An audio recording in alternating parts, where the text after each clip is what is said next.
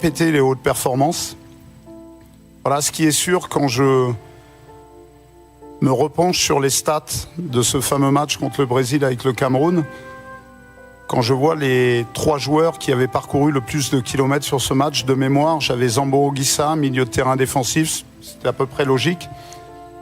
Et les 2 autres étaient Aboubacar, qui avait été expulsé à 12 minutes de la fin, donc aurait normalement dû courir moins que d'autres joueurs, et Choupo-Moting, pas réputé pour être le plus vaillant en termes d'efforts défensifs.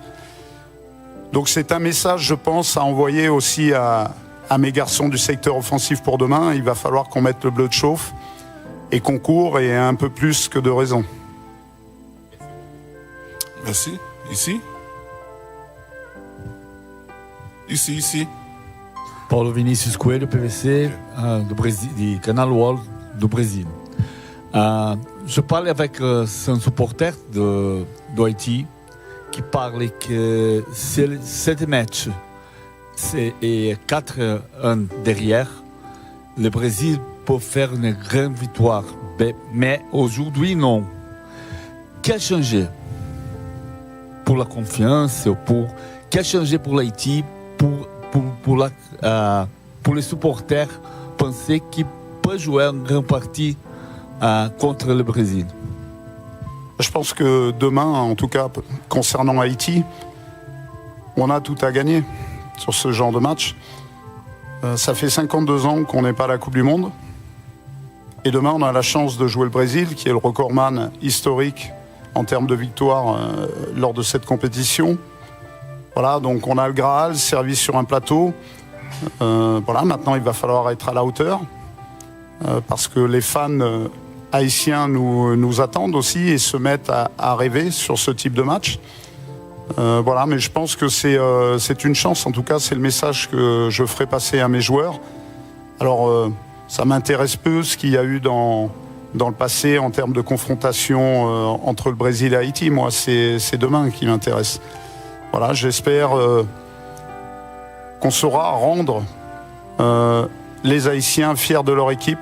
Je pense qu'on a envoyé plutôt une belle image. Malheureusement, ça n'a pas été suivi d'un résultat positif puisqu'on a mordu la poussière, on a perdu. Mais je pense qu'on a montré que notre place dans cette phase finale de Coupe du Monde n'était pas usurpée. Donc ça, c'est déjà une grande satisfaction. Et demain, la vitrine sera encore plus belle pour faire un coup. Ok, professeur. Diego Torbes, Bola VIP Brasil, en portugais. Bonjour, je vais poser la question en portugais. Alors, votre équipe est confrontée à un groupe vraiment pas facile, Brésil, Maroc, Écosse. Quel est votre objectif, vous, dans le cadre de cette Coupe du Monde? L'objectif de départ, il ne change pas. Malgré la difficulté du groupe, c'est vrai qu'on n'a pas été verni par le tirage au sort. Alors, pas verni. On a la chance aussi d'avoir 3 adversaires au football totalement différents. C'est aussi une belle vitrine pour nous. Donc, c'est à ne pas négliger. Maintenant, l'idée et la feuille de route tracée auprès de mes joueurs, c'est d'essayer de se qualifier pour les 16e de finale. Le fait que 8 des meilleurs 3e soient aussi susceptibles de se qualifier nous laisse peut-être entrevoir que même à l'issue de ce match, rien ne pourrait être joué et ça peut jouer également sur le 3e match. Donc voilà, c'est l'objectif affiché. Et en sous-objectif, on va dire, évidemment, montrer une belle image de notre équipe, montrer qu'on mérite notre qualification. Je pense qu'on a envoyé un premier bon message sur le premier match. Mais voilà, l'objectif suprême, c'est de se qualifier. Coach, comment avez-vous travaillé sur la mentale de l'équipe après la défaite face à l'Écosse, puisque nous savons que demain, un plus grand défi nous attend? Plus grand, oui, en termes de FIFA ranking, c'est sûr. Après, je pense que les Écossais avaient autant envie que les Brésiliens demain de nous battre. Voilà, je pense qu'on a préparé cette compétition, mais déjà bien en amont. Je pense que lors du stage de préparation à Port-Lucie, dès l'intronisation du stade, j'ai fait comprendre à mes joueurs qu'avec Haïti, rien n'était fait dans la facilité. Je rappelle que lors de notre qualification, on avait rempli notre contrat, on avait battu le Costa Rica, on avait battu le Nicaragua, mais il a fallu attendre quelques minutes supplémentaires qu'un autre match se termine avant de savourer notre qualification. Donc je leur ai dit que j'étais quasi persuadé que ça se jouerait au 3e match, qu'il faudrait faire preuve de résilience. Et j'aimerais bien voir un dernier quart d'heure contre le Maroc où on serait encore en course de possiblement se qualifier. Voilà, donc on essaye on dit que la pédagogie est l'art de la répétition, c'est ce que je martèle à mes garçons, de ne pas lâcher, d'être résilient. Ça pourra se jouer peut-être aussi à la différence de but. Donc quoi qu'il arrive, quoi qu'il se passe demain, on n'a pas le droit de galvauder ce match. 1, on joue le Brésil. 2, ça fait 52 ans qu'on n'y est pas. Le stade sera assurément plein. Donc voilà, on va tout donner et de manière à être toujours en course lors du 3e match. Oui. Bonjour coach, Ndiassé Sam de RFI. Coach, je vous apprends rien quand je dis que les Brésiliens sont peut-être l'équipe la plus supportée par les Haïtiens, à part l'équipe nationale bien sûr, et que les joueurs brésiliens sont aussi des modèles pour beaucoup de joueurs haïtiens. Est-ce que votre première mission, ce ne sera pas justement d'essayer de démystifier cette équipe brésilienne-là, et comment vous comptez vous y prendre pour ça? Le travail a déjà été entamé avec mes joueurs. Je pense que pour retirer le meilleur de chacun, pour se sublimer, il faut aussi des adversaires. Donc aujourd'hui, je vais prendre l'exemple de mon fils et de beaucoup de joueurs dans mon équipe qui vénèrent un garçon comme Vinicius. Ben voilà, aujourd'hui, demain en tout cas, on va se confronter à ce type de joueurs. Donc c'est extraordinaire. Encore une fois, on a beaucoup de chance. Beaucoup aimeraient être à notre place. Certaines équipes ne sont pas qualifiées à cette Coupe du Monde et demain on va jouer ce qui se fait de mieux. Donc on va pouvoir se jauger au moins sur un match, essayer d'être à la hauteur, au niveau, repousser nos limites. Voilà, c'est tout l'enjeu du match de demain. Après évidemment, j'ai 26 garçons au sein du groupe, donc c'est être 26 fois un entraîneur différent. Certains vont être besoin d'être rassurés pour enlever un peu de stress. Je rappelle qu'on n'a pas beaucoup d'expérience internationale. D'autres vont se galvaniser au fait d'être justement confrontés à ce type de joueurs. À nous, à moi, au staff, de trouver le bon fil conducteur, de manière à ce que l'intérêt, c'est qu'au moment où le match va démarrer, qu'on soit tous connectés dans notre projet. Merci. Suivant. Tudo bem, Nicolete da ESPN, vou perguntar em português.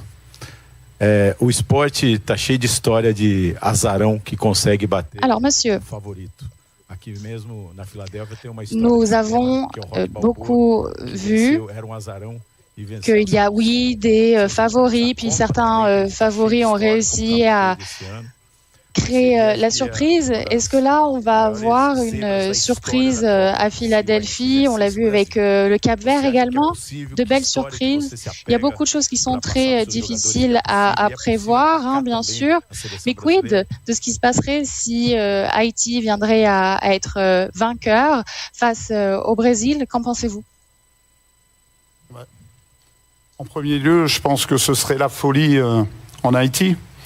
Tout simplement. Donc, quand on s'engage dans cette profession, que ce soit entraîneur ou joueur, c'est pour vivre ce type d'émotion très très forte.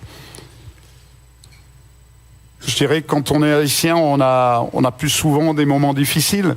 Là, voilà, le foot nous offre cette possibilité demain de vivre des moments très forts, de grandes émotions. Il y en aura de toute manière. Évidemment, j'ose même pas me projeter sur une victoire. Est-ce que ça représenterait pour le peuple haïtien? En tout cas, on va tout donner de manière à pas avoir de regrets et que la population soit fière de cette équipe. Pergunta em português. Rodrigo Oliveira, Rádio Gaúcha, Brasil. Boa noite, mister. Bonsoir, Radio Gaús du Brésil. Monsieur, bonsoir. Haïti, Brésil, ici, là, on a une belle histoire, une belle connexion historique. Et c'est vrai qu'il y a beaucoup d'articles qui ont dit que vous n'avez jamais pu vous rendre en Haïti à cause de la situation sur le terrain. Qu'est-ce que ça représente pour vous que d'être à la tête d'un rêve, d'un pays dans sa globalité? En fait, vous êtes responsable de la joie potentielle du peuple haïtien, parce que c'est vraiment incroyable que de pouvoir représenter ça. Et puis c'est un peuple qu'on aime beaucoup, nous. Alors, responsable, je ne pense pas. Je suis le guide d'un groupe qui va essayer de rendre fier tout un pays demain. Voilà, donc malheureusement, contrairement aux précédentes missions que j'ai eu à faire auprès de diverses sélections, je ne peux pas vivre dans le pays pour les raisons que l'on connaît. C'est un manque, forcément, parce que j'aimerais, encore une fois, on fait ce métier-là aussi pour partager des choses en termes d'échange de culture, être aussi un petit peu plus pertinent dans les prises de décision, dans la connaissance du pays. Il faut le faire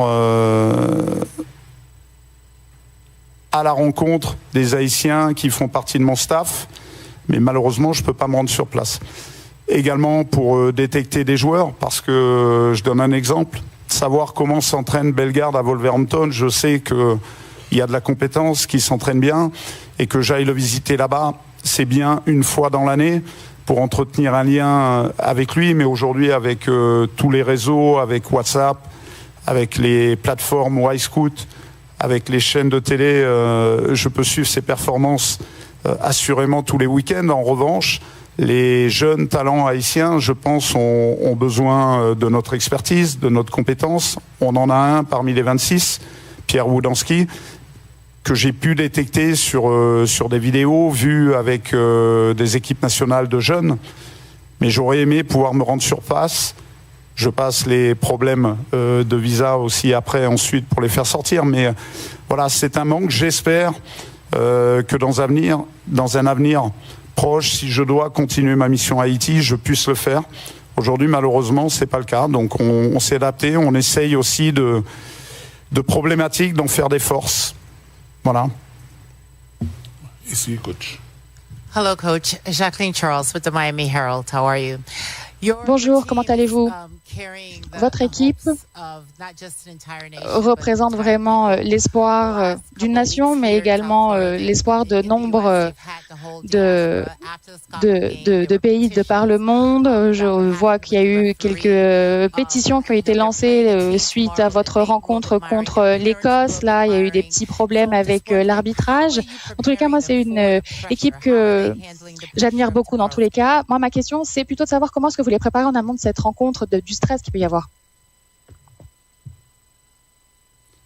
Je reviendrai juste sur le petit problème avec l'arbitrage. C'est un gros problème puisqu'il nous prive peut-être d'un point et du premier point historique d'Haïti en phase finale de Coupe du Monde. Maintenant, c'est passé. On ne peut pas se plaindre. On va penser à la suite. Toujours pareil, comme je le disais précédemment, en termes de stress, c'est essayer d'être proche des joueurs, parfois les rassurer. Certains, au contraire, les faire monter en pression. Voilà, c'est essayer d'être un entraîneur différent avec chacun d'eux, tout en faisant en sorte que les garçons soient connectés sur un projet commun. Voilà, c'est toute la difficulté de notre métier. Il arrive qu'on se rate parfois, qu'on rate un joueur, qu'on mette un peu plus de temps aussi pour l'amener à faire en sorte qu'il s'insère dans le projet. Mais j'ai un groupe assez réceptif quand même. On prend beaucoup de plaisir avec eux. Ils nous surprennent depuis le départ. On savait qu'il y avait un potentiel. Quand j'ai accepté cette mission, c'était en connaissance de cause. Je pensais qu'il y avait un coup à faire pour se qualifier à la Coupe du Monde. Mais les garçons ont fait mieux que ça. On n'a joué aucune rencontre à domicile. Ça, je ne savais pas forcément au départ. Et voilà, ils ont réussi à se sublimer. On était là encore lors des matchs de préparation. On était là contre l'Écosse. Voilà, il s'agit maintenant de continuer parce que là, ce qui arrive, c'est du très très lourd. On prend ici.